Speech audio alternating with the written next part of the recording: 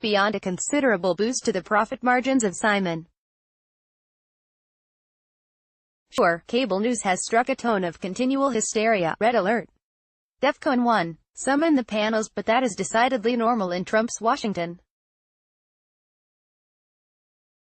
Why doesn't anyone seem to care? Fundamentally, because, like Sherlock Holmes' dog that did not bark in the night, the political and journalistic universe has known in general just about everything that fear describes anecdotally. Which brings us to one of Trump's most important assets. He is the beneficiary of a steady erosion of illusions about the presidency. We know so much more about the behavior of our presidents than we once did, and that knowledge has protected Trump from accountability for his breathtakingly disqualifying flaws. Story continued below. If you are old enough to remember the ennobling myths of past presidents, young George Washington saying to his father, "I cannot tell a lie," or young Abe Lincoln walking 6 miles to return a 3-cent overcharge, it may seem unnerving to realize what kinds of presidential conduct are no longer universally judged as incapacitating. But the combination of decades of disillusion, along with decades of Trump's behavior hiding in plain sight, go a long way to explaining why Woodward's merciless account has changed so little. It was years after John Kennedy's martyrdom that we learned that the pictures of his idyllic family concealed a reckless sexual appetite that included White House pool orgies, and that subjected him to blackmail by the FBI director.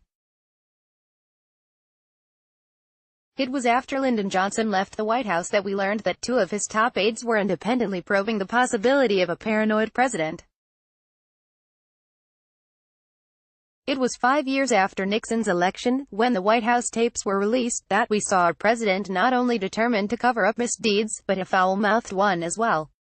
It was in Bill Clinton's second term that we learned of his behavior with a White House intern, along with on-the-record accusations of predatory behavior by 3 women.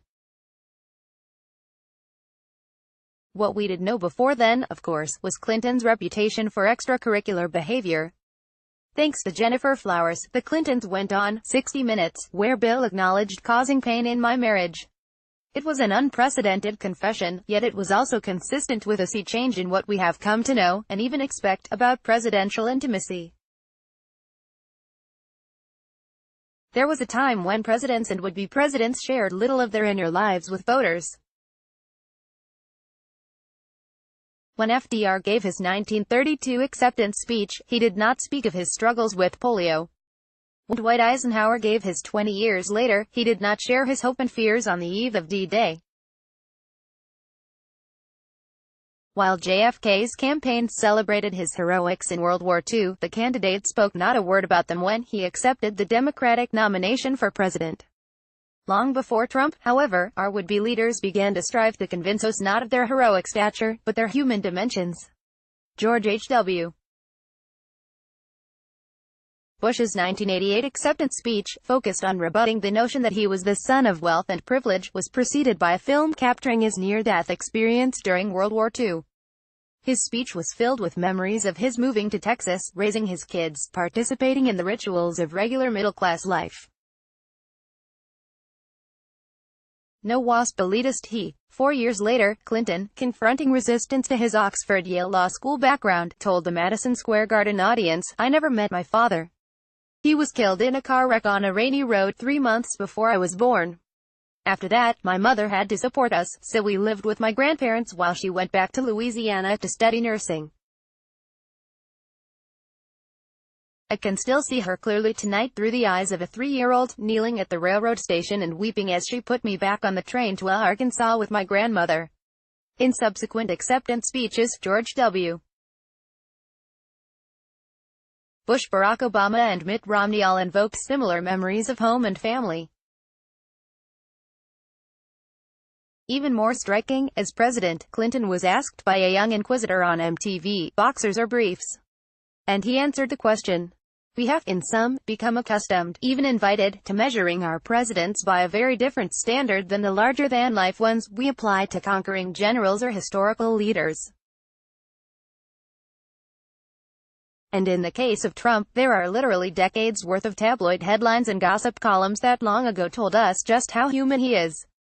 The New York Times' Maggie Haberman tweeted that Woodward's book does not paint a different picture of the early Trump White House than the one that has already emerged from credible news organizations in daily reporting on President Trump.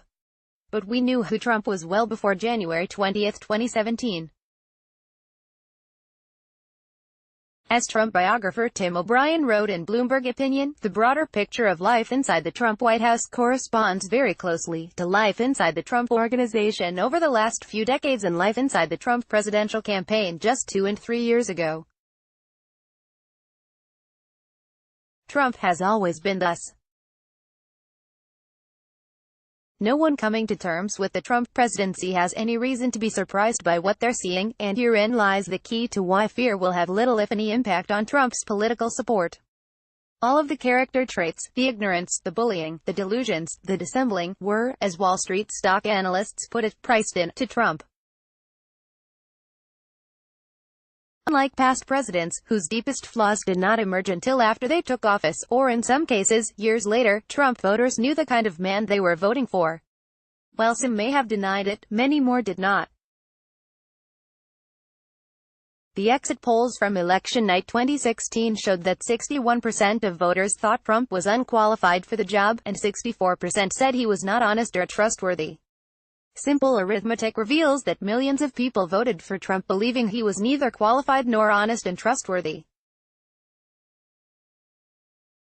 Whatever explanations account for his election, the massive unpopularity of his foe, racial antagonism, economic anxiety, a wholesale disgust with the political class, it's hard to argue that voters' view of Trump was clouded by illusions. In the Sherlock Holmes story, The Adventure of Silver Blaze, the identity of the horse thief is revealed by the fact that a guard dog did not bark in the night. Obviously, Holmes concludes, the midnight visitor was someone whom the dog knew well. The Donald Trump of Woodward's book is a Trump we already know all too well. That's why Woodward's readers, especially those who hold the political power to bring him to account, aren't barking either.